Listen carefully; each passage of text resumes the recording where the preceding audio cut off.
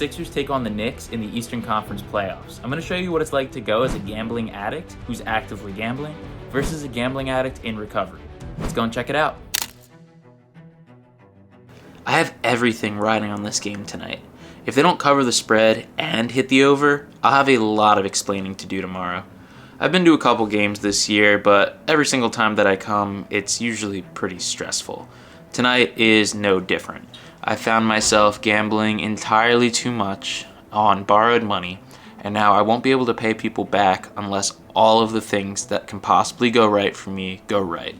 But hey, sometimes luck happens. Maybe this will be my night. Who knows?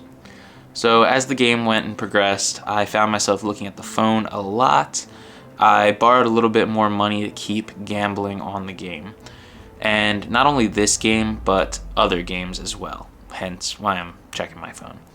And basically, I'm just trying to get as much of this money back as possible. It is a Saturday and my debts are going to be due on Sunday. So I need to pay this back as soon as possible. And a win is pretty much the only way I can see it actually happening. Of course, the team goes on and wins. Of course, the Sixers go on and win, but they did not score enough points between the two teams to cover the alternative over that I took. So I am screwed.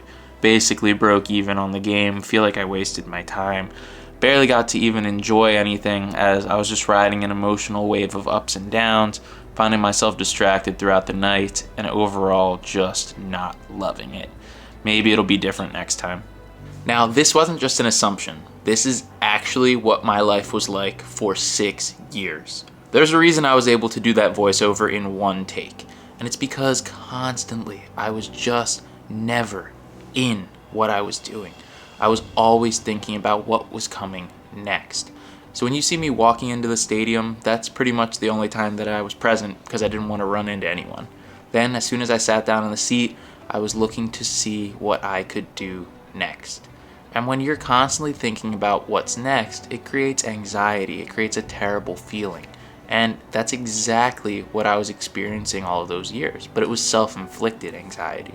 So I recommend that if you can relate to anything you just saw, please watch the next part of this video because life is so much more peaceful when we stop putting ourselves into terrible situations. And I think it's really important that we have these conversations because sports betting is massively on the rise. It's the fastest growing industry that I've personally ever seen, especially here in the United States. And as we're seeing this monstrous growth in the industry, we're not seeing any growth in the gambling addiction recovery industry or community. There's no federal funding for gambling addiction. The states decide how much to give, and it's a small fraction of what the casinos are raking in.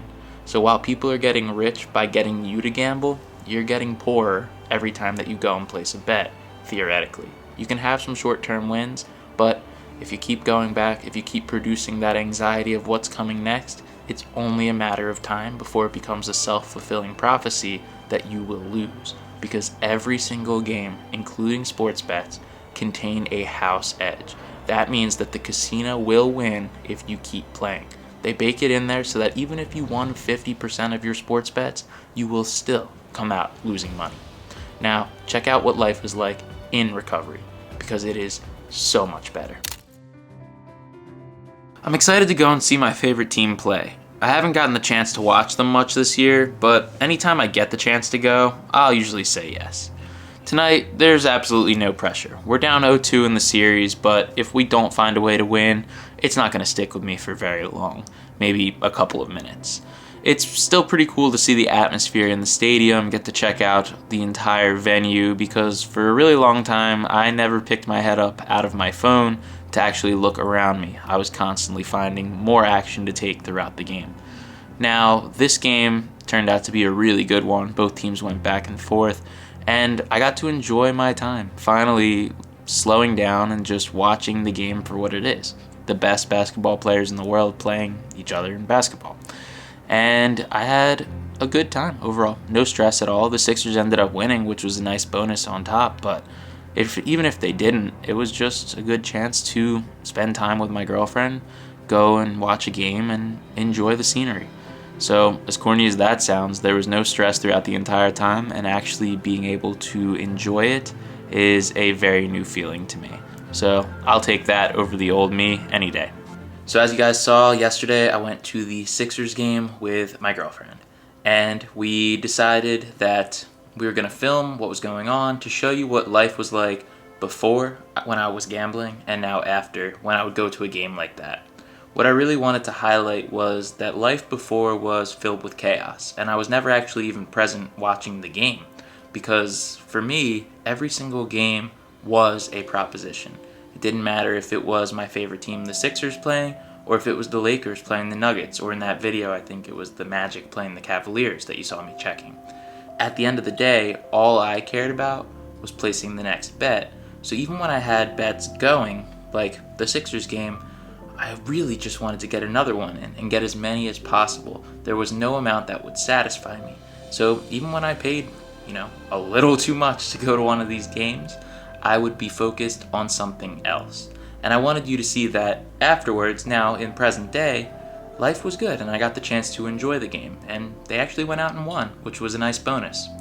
But even looking at the reactions when the game ended, you could see that in the past, maybe I was upset when the Sixers won because they didn't win by enough, or, Kyle Lowry didn't hit enough three-point shots for me to win my bet.